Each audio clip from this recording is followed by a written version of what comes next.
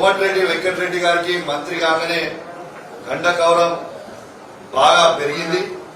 ఆయన మంత్రిలాగా మాట్లాడతలేడు, ఒక మూర్ఖుల్లాగా మాట్లాడుతూ ఉన్నాడు. నిన్న హరీష్ రావు గారిని విమర్శించిన తీరు చూస్తుంటే ఆయన మానసిక పరిస్థితి బాగలేదనిపిస్తా ఉంది. 4-5 పెగ్గులు దాగి మందు దాగి నిన్న ప్రెస్ మీట్ పెట్టి హరీష్ రావు గారిని తిడుతా ఉన్నారు. ఇలా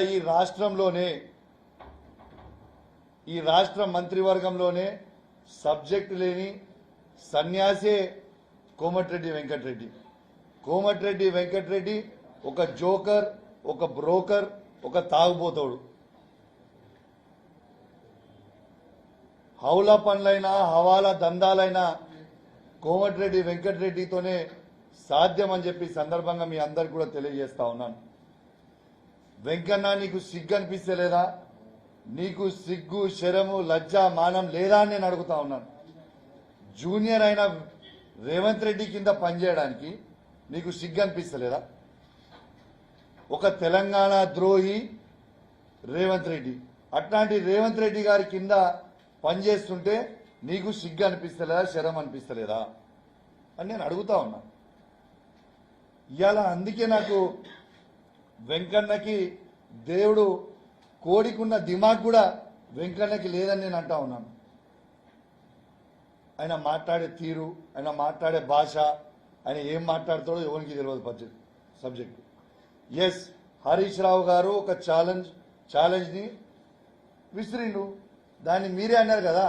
ఆయన విసిరిన తర్వాత మీ ముఖ్యమంత్రి రేవంత్ రెడ్డి గారే అన్నారు కదా, అన్ని పేపర్లు రెడీ పెట్టుకొని అన్నది మీ ముఖ్యమంత్రే కదా. అయినా హరీష్ రావు గారు సొంతంగా కూడా ఈ మాట అనలే.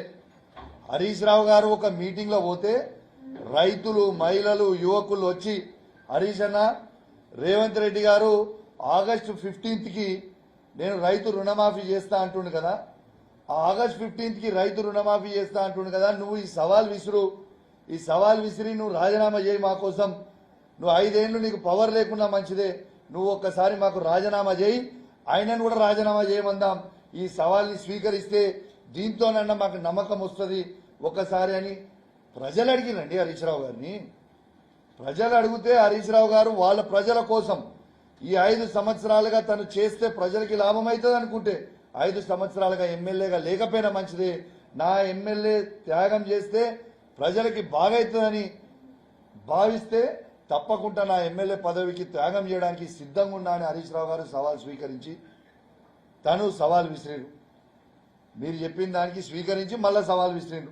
ఎస్, నేను రాజీనామా చేస్తున్నాను, నా రాజీనామా లెటర్ తీసుకుపోయి అమరవీరుల స్తూపం దగ్గర పెడతా ఉన్నాను. ఇవాళ ముఖ్యమంత్రి రేవంత్ రెడ్డి గారు కూడా పెట్టాలి, మీకే మంచిది కదా. నువ్వు ఆగస్ట్ 15 వరకు పక్కా చేస్తా నువ్వే చెప్తున్నావు. మరి నువ్వు ఆగస్ట్ 15 వరకు నువ్వు చేస్తే, మీ రాజీనామా లెటర్ ఇద్దరు పెడితే, హరీష్ రావు గారు పదవిలో లేకుంటే 5 సంవత్సరాలు ఇంట్లో కూర్చుంటే మీ కాంగ్రెస్ వాళ్ళకి మీకే మంచిది కదా. మరి మీరు ఎందుకు ఇస్తలేరు? మీకు అంత కాన్ఫిడెన్స్ లేదా? అంటే లుచ్చా మాటలు చెప్పుడు. ఎలక్షన్లు దనుకోవాలి, ఓట్లు దనుకోవాలి, పోవాలి, ఎలక్షన్లు అయిపోతే ఆగస్ట్ 15 వరకు లోకల్ బాడీస్ అయిపోతే, పార్లమెంట్ ఎలక్షన్లు అయిపోతే ఇక ఇష్ట రాజ్యం చేసుకుందామనా? ఇవాళ రేవంత్ రెడ్డి గారు మీ మీద నమ్మకం లేకనే ఇలా హరీష్ రావు గారు ఆ సవాల్ విసిరిండ్రు. ఇవాళ రైతులని రుణమాఫీ చేస్తామని రైతులను మోసం చేస్తే, రైతు భరోసా 15,000 ఇస్తామని రైతులకు మోసం చేస్తే, 2,500 ఇస్తామని మహిళలకి మోసం చేస్తే, కొత్తగా పెళ్లి చేసుకున్న ఆడబిడ్డలకి తులం బంగారం ఇస్తామని మోసం చేస్తే, ఇలా తాతలకి అవ్వలకి 4,000 రూపాయల పెన్షన్ ఇస్తామని మోసం చేస్తే, వికలాంగులకి 5,000 రూపాయల పెన్షన్ ఇస్తామని మోసం చేస్తే, ఇలా యువకులకి జాబ్ నోటిఫికేషన్ ఫస్ట్ వీక్లోనే ఇస్తామని చెప్పి మోసం చేస్తే, ఇవి నువ్వు చేసిన మోసాలు కాదా? మళ్ళా నేను ఎట్లా నమ్మమంటున్నావా? నేను తెలంగాణ ప్రజలకు కూడా విజ్ఞప్తి చేస్తా ఉన్నాను. బాజాబ్తు రేవంత్ రెడ్డి గారు అసెంబ్లీలో ఈడ బహిరంగ సభలలో మాట్లాడుతూ ఉన్నాడు. ఏమని మాట్లాడుతున్నాడే? ఇవాళ నేను 6 గ్యారెంటీలు అన్ని అమలు చేసినా అంటున్నాడు. అమలు చేసిండా? మీ గుండె మీద చేసుకొని మీరే ఆలోచన చేయండి. ఇలా రైతు భరోసా అమలు చేసిండా? ఇవాళ రైతు రుణమాఫీ అమలు చేసిండా?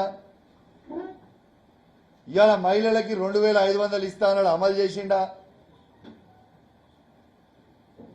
ఇవాళ కొత్తగా పెళ్లి చేసుకున్న జంటలకి తులం బంగారం ఇస్తానని అమలు చేసిండా? ఇలా తాతలకి అవ్వలకి ఇంట్లకి 2 పెన్షన్లు ఇస్తానడు 4,000 అమలు చేసిండా? ఇలా యువకులకి రాగానే జాబ్ నోటిఫికేషన్ 2 లక్షల మందికి జాబ్ నోటిఫికేషన్ ఇస్తానడు అమలు చేసిండా? ఒక్కసారి మీరు ఆలోచన చేయండి. ఇలా కర్ర కాల్చి వాత పెడితేనే ఈ పార్లమెంట్ ఎలక్షన్లలో ఇవన్నీ అమలు అవుతాయి, లేకుంటే ఇవి అమలు కావు. రేపు మిమ్మల్ని మోసం చేయడానికి రెడీగా ఉన్నాడు మళ్ళా. ఇవాళ సింపుల్ బై నేను సింపుల్ సవాల్, మీరు ఏ ఫార్మాట్లు అడిగితే ఆ ఫార్మాట్లో హరీష్ రావు గారితో ఆ ఫార్మాట్లో రాజీనామా చేయించే బాధ్యత నాది. కోమటిరెడ్డి వెంకటరెడ్డి గారు మీకు సవాల్ విసురుతున్నా, మీరు ఏ ఫార్మాట్లో రాజీనామా చేయించామంటే ఆ ఫార్మాట్లోనే హరీష్ రావు గారితో రాజీనామా చేయించే బాధ్యత నాది. అదే ఫార్మాట్లో ముఖ్యమంత్రిని రాజీనామా చేయించే బాధ్యత నువ్వు తీసుకుంటావా? ఈ సవాల్ని నువ్వు స్వీకరిస్తావా చెప్పు. నేను స్వీకరించడానికి నేను రెడీగా ఉన్నా. ఈ సవాల్ నా సవాల్ని నువ్వు స్వీకరించడానికి రెడీగా ఉన్నావా?